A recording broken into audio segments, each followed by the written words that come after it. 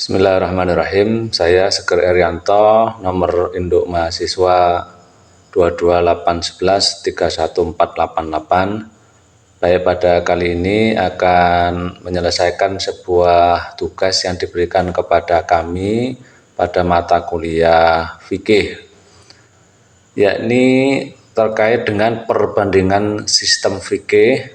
Ini diminta untuk membandingkan konsep ilat, sebab hukum dalam fikih mazhab Syafi'i dan fikih mazhab Hanafi, dan diminta untuk memberikan contoh hukum tertentu, misalnya zakat pertanian atau batas minimal harta dalam zakat, dan diminta untuk menjelaskan bagaimana kedua mazhab ini berbeda dalam menentukannya.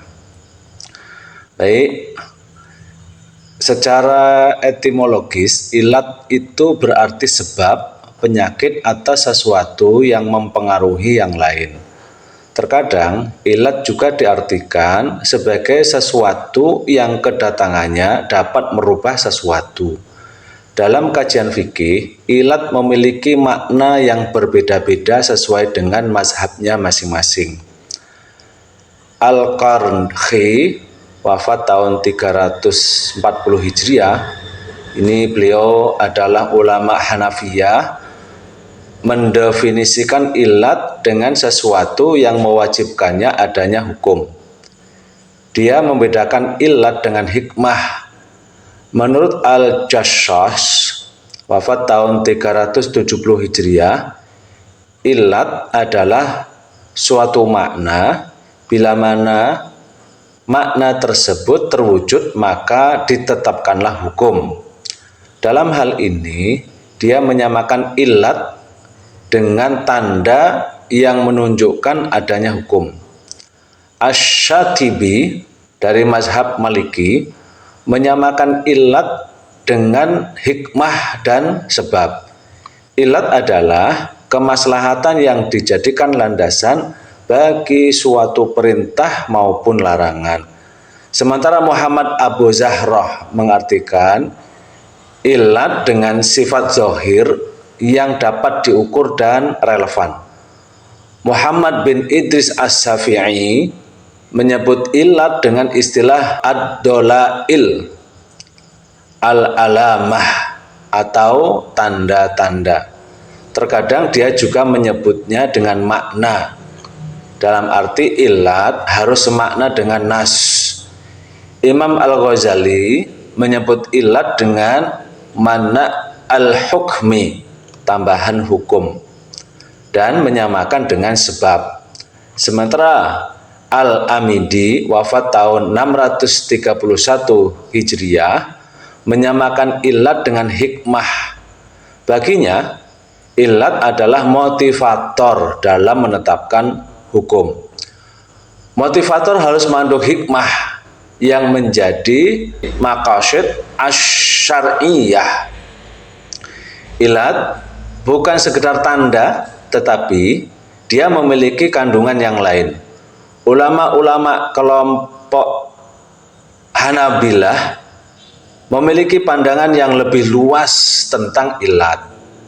Ibnu Taimiyah, beliau hidup antara tahun 661 sampai dengan 728 Hijriah, dan muridnya Ibnu Taimiyah yang bernama Ibnul Qayyim Al-Jauziyah yang hidup di tahun 691 sampai dengan 751 Hijriah, beliau mendefinisikan ilat dengan sifat atau suatu keadaan yang relevan dengan hukum.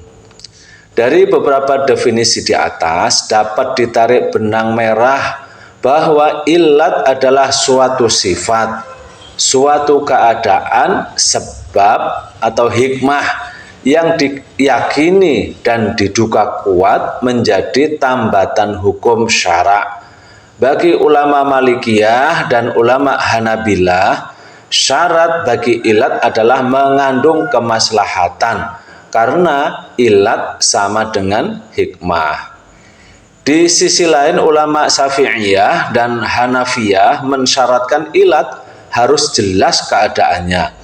dapat diukur dalam arti tidak berbeda pada tiap-tiap individu dan dapat diproyeksikan ke masalah lain. Di samping itu, ilat juga harus didukung oleh nas. Kedudukan ilat dalam proses ijtihad sangat urgen.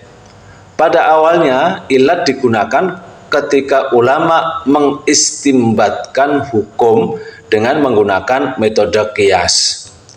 Ilat berguna untuk mengetahui apa sebenarnya dasar dan tujuan penetapan sebuah hukum syar'i. Ilat juga berfungsi untuk mengetahui mengapa suatu hukum itu ditetapkan, sehingga dapat diproyeksikan untuk kasus lain yang serupa. Di samping itu, ilat juga berguna untuk mengetahui apakah suatu ketentuan hukum dalam nas masih berlaku atau terjadi perubahan karena ilat yang mendasarinya berubah.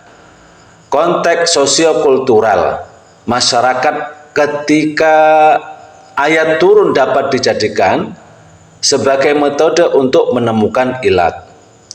Ilat mungkin saja berubah sesuai dengan perubahan zaman atau perubahan pemahaman ilat yang terkandung dalam nas. Dalam pandangan As-Shatibi, analisis terhadap keberadaan ilat dalam perintah maupun larangan merupakan salah satu cara memahami maqasid asy-syariah. Dengan kata lain, ilat dapat dilakukan melalui dua cara, yakni nakliyah dan akliyah. Kedua cara ini dilakukan secara berurutan. Ilat terlebih dahulu harus dicari dalam nas itu sendiri melalui berbagai tanda atau simbol huruf yang dapat diidentifikasi. Jika tidak ditemukan, maka cara kedua adalah dengan melakukan ijtihad. Beberapa penjelasan di atas menunjukkan bahwa kedudukan ilat sangat penting dalam kajian fikih, yaitu sebagai alat vitalnya suatu ijtihad. Dalam mencari, menemukan, merumuskan, dan memverifikasi ilat, maka hal itu akan membantu untuk menerjemahkan ajaran-ajaran Islam ke dalam situasi baru yang lebih relevan. Sehingga kesesuaian antara teks dengan konteks tetap terjaga. Ajaran Islam dapat diaplikasikan tanpa tercabut dari akarnya. Selanjutnya, mari kita mengkaji, menelaah, dan menganalisis perbedaan pendapat mengenai zakat hasil pertanian menurut mazhab Hanafi dan mazhab Syafi'i. Mazhab Hanafi berpendapat zakat pertanian adalah segala jenis hasil bumi wajib dizakati. Sedangkan menurut mazhab Syafi'i berpendapat yang wajib dikeluarkan zakatnya adalah yang bisa dijadikan makanan pokok. Di antara bahwa penyebab terjadinya perbedaan pendapat adalah berbeda menggunakan dalil sebagai dasar menetapkan zakat hasil pertanian. Mazhab Hanafi menggunakan dalil ayat Al-Quran dalam surat Al-An'am ayat 141 dan surat Al-Baqarah ayat 267. Sedangkan mazhab Syafi'i menggunakan dalil hadis yang diriwayatkan oleh Imam Tabrani dan Hakim dari Musa al-Asy'ari dan Mu'az radhiyallahu anhu. Pada masa Rasulullah sallallahu alaihi wasallam, zakat pertanian terdiri dari gandum, jawawut, kurma, dan anggur.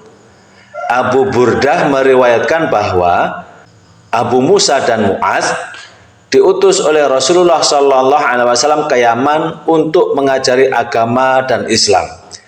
Beliau memerintahkan kepada mereka berdua agar tidak menarik zakat pertanian kecuali dari 4 macam, yakni gandum, jawud, kurma, dan anggur. Para ahli fikih sepakat mengenai kewajiban zakat pertanian. Namun dalam hal ini mazhab Hanafi dan mazhab Syafi'i berbeda dalam menetapkan jenis zakat pertanian. Menurut mazhab Hanafi, dalam kitab Burhani juz 2 halaman 325 disebutkan, segala jenis hasil bumi wajib dizakati, baik jenis sayuran maupun lainnya. Ia menyatakan bahwa syarat pertanian tersebut dimaksudkan untuk mengelola tanah dan menurut kebiasaan memberikan hasil. Ia mengecualikan kayu bakar, bambu, rumput, dan pohon yang tidak ada buahnya. Hal senada juga dituliskan oleh Sabik dalam halaman ke-99. Imam Abu Hanifah menjelaskan bahwa segala jenis tanaman yang berbuah maupun sayuran yang ditanam yang menghasilkan wajib dizakati. Imam Abu Hanifah berpendapat bahwa syarat zakat pertanian yang dimaksud adalah tanah yang dikelola dan menurut kebiasaan memberikan hasil. Beliau mengecualikan kayu bakar, bambu, rumput, dan pohon yang tidak berbuah, yang tidak ada buahnya. Sedangkan menurut mazhab Syafi'i, hasil pertanian wajib dizakatkan adalah dapat dijadikan makanan pokok, dapat disimpan oleh manusia seperti gandum dan jagung. Ini dalam kitab yang ditulis oleh Said Sabik halaman ke-100. Adapun zakat dari tanaman dan buah-buahan adalah 1/10. Ini besar zakatnya adalah 1/10.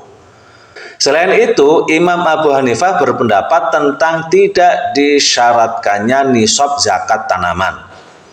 Imam Abu Hanifah berkata, pada setiap yang sedikit dan banyak, saya keluarkan 1/10 dan separuh 1/10.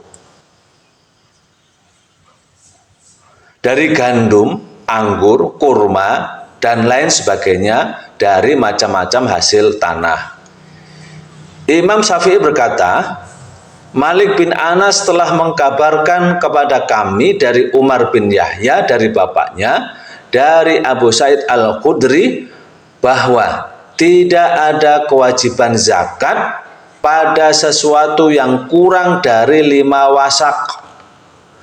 Kebanyakan ulama berpendapat bahwa tidak ada zakat sama sekali dari tanaman dan buah-buahan sebelum kadar banyaknya mencapai 5 wasak, yakni setelah dibersihkan dari kulit dan dedaknya. Pemaparan di atas adalah pendapat Imam Abu Hanifah yang menjelaskan tentang kewajiban zakat pada apa yang dikeluarkan dari bumi. Dalam hal ini adalah pada semua jenis tanaman tanpa membatasi banyak sedikitnya tanaman tersebut. Pengecualian tanaman yang dikemukakan Imam Abu Hanifah pada hakikatnya terkena wajib zakat dengan syarat sengaja ditanam dan diambil hasilnya. Imam Syafi'i mengatakan yang dikumpulkan, yang ditanam oleh manusia, dan yang dikeringkan, dan yang disimpan, yang dijadikan makanan pokok, dan yang dimakan baik dia berbentuk roti atau yang dimasak, maka di dalamnya ada sedekah. Imam Syafi'i mengatakan hadis diriwayatkan dari Rasulullah Sallallahu Alaihi Wasallam.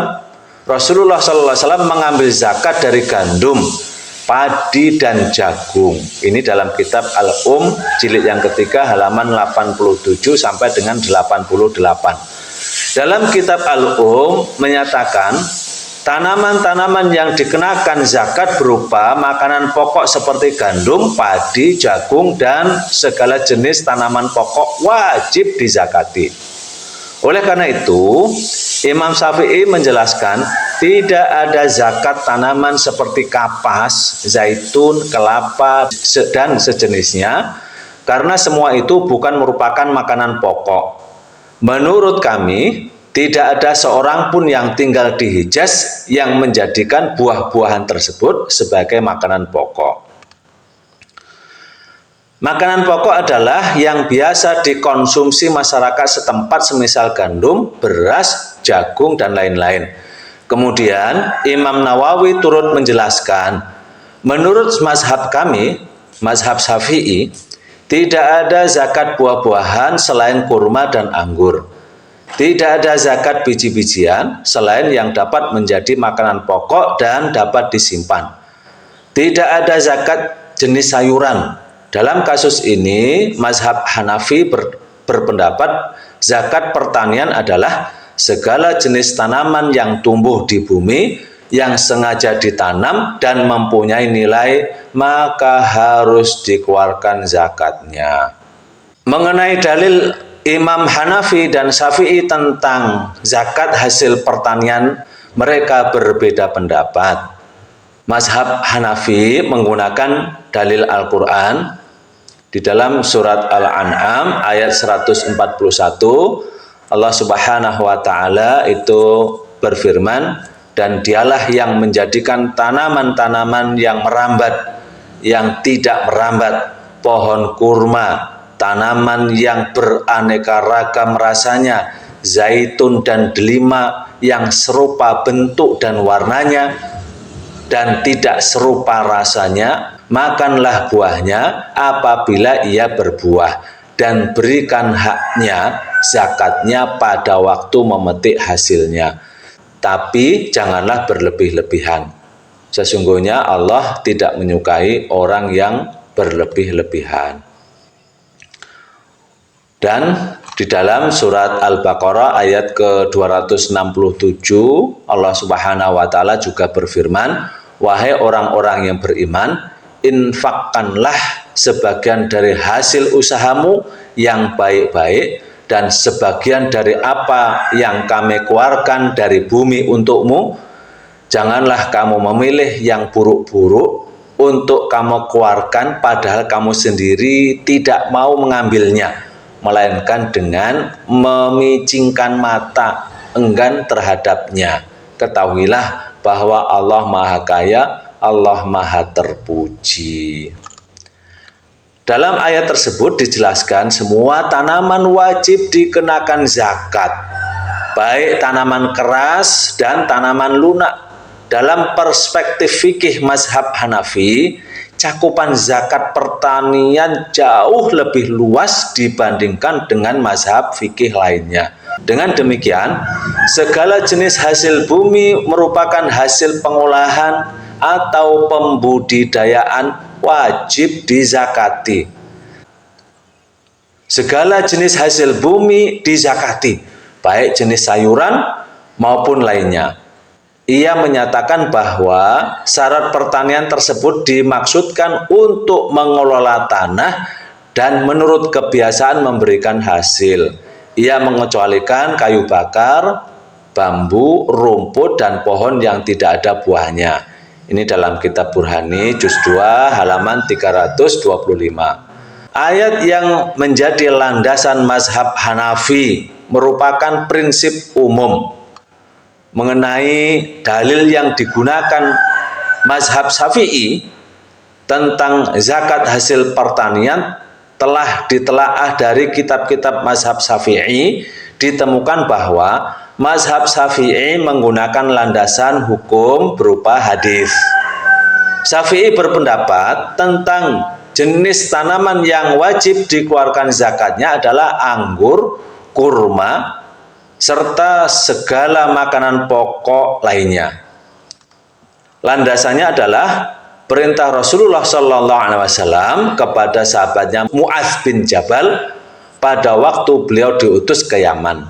Rasulullah SAW bersabda, dari Tolhah bin Yahya, dari Abu Burdah, dari Abu Musa dan Mu'adz bin Jabal berkata bahwa Rasulullah Shallallahu Alaihi Wasallam mengutus keduanya ke Yaman dan memerintahkan kepada mereka untuk mengajarkan agama. Lalu beliau bersabda, jangan engkau ambil kadar 1/10 untuk zakat, melainkan 4 macam tumbuhan, yaitu gandum, biji syair, kurma, dan anggur.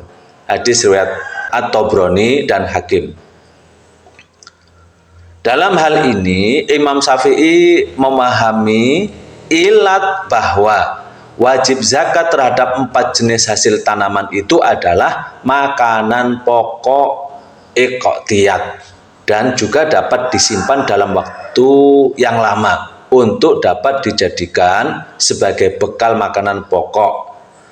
Dalam kitab Imam Syafi'i berkata, segala sesuatu yang ditanam oleh anak Adam dan buahnya bisa dikeringkan dan disimpan serta dijadikan makanan pokok, roti atau tepung yang bisa dimasak, maka itu semua wajib zakat. Adapun yang dimasuk makanan pokok dalam hal ini yaitu sesuatu yang dijadikan oleh manusia sebagai makanan pokok dalam kehidupan sehari-hari dan bukan pada waktu tertentu. Sehingga menurut mazhab Syafi'i, kemiri, pala, cengkeh, badam, kelapa sawit, dan sejenis itu tidak wajib untuk dizakati. Meskipun dapat disimpan dalam waktu, dalam jangka yang panjang, yang lama, karena itu bukan makanan pokok bagi manusia. Dalam kitab dikatakan, menurut Imam Syafi'i, hasil pertanian yang wajib dizakati adalah dapat dijadikan makanan pokok, dapat disimpan dan ditanam oleh manusia, misalnya gandum dan jawud. Imam Syafi'i menyatakan pohon-pohon tidak dikenai zakat kecuali kurma dan anggur, karena Rasulullah SAW memungut zakat dari pohon kurma dan anggur tersebut. Itu termasuk jenis makanan pokok. Oleh karena itu, tidak ada pemungutan zakat dalam tanaman seperti kapas, zaitun, dan kelapa, dan sejenisnya, karena semua itu bukan merupakan makanan pokok, tapi hanya merupakan atau sesuatu yang dikeringkan dan disimpan dan termasuk jenis buah-buahan. Dari pemaparan di atas dapat diambil kesimpulan bahwa menurut mazhab Syafi'i, ketentuan yang wajib dikeluarkan zakatnya yaitu hanya berlaku untuk makanan yang dapat dijadikan sebagai makanan pokok. Sedangkan yang tidak dapat dijadikan makanan pokok seperti kemiri, pala, dan sejenisnya tidak wajib dikeluarkan zakat karena tidak merupakan makanan pokok, walaupun tanaman tersebut dapat disimpan dalam waktu yang lama. Penyebab perbedaan pendapat antara mazhab Hanafi dan mazhab Syafi'i tentang zakat komoditas pertanian adalah berbeda dalam menggunakan dalil. Sebagaimana ulama Hanafiyah menggunakan ayat Al-Quran surat Al-An'am ayat 141 dan surat Al-Baqarah ayat 267 dengan memahami keumuman dari ayat tersebut, sehingga mazhab Hanafi berpendapat semua hasil bumi wajib dikeluarkan zakatnya yang sengaja ditanam manusia dan dapat mengambil hasil dari apa yang ditanam, kecuali kayu bakar, bambu, rumput, dan pohon yang tidak ada buahnya. Sedang mazhab Syafi'i menggunakan dalil hadis yang diriwayatkan oleh Imam Tabrani dan Hakim, sehingga Imam Syafi'i berpendapat yang wajib dikeluarkan zakatnya adalah yang bisa dijadikan makanan pokok. Kalau bukan dapat dijadikan makanan pokok, maka tidak termasuk zakat pertanian. Penyebab perbedaan pendapat antara ulama Hanafiyah dan ulama Syafi'iyah Dapat penulis simpulkan karena berbeda dalam menggunakan dalil. Ulama Hanafiyah itu berpegangan pada keumuman dalam surat Al-An'am 141 dan surat Al-Baqarah 267. Sementara Imam Syafi'i atau ulama Syafi'iyah itu mengambil dari hadis yang diriwayatkan oleh Imam Tobroni dan Hakim dari Abu Musa al-Asy'ari dan Mu'az bin Jabal bahwa Rasulullah itu hanya membolehkan mengambil zakat pertanian itu dari syair, gandum, anggur, dan kurma. Selebihnya tidak. Berdasarkan analisis, pendapat terkuat adalah pendapat Imam Hanafi.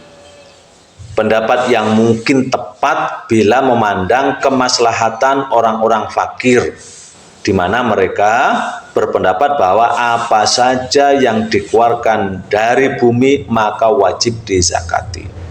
Ini tentu saja pendapat yang selaras dengan nas dan sejalan dengan hikmah syariat. Demikian persoalan mengenai tentang zakat pertanian, pendapat Imam Hanafi dan pendapat Imam Syafi'i. Barakallahu fiik. Nasrun minallah wa fatun qarib. Wassalamualaikum warahmatullahi wabarakatuh.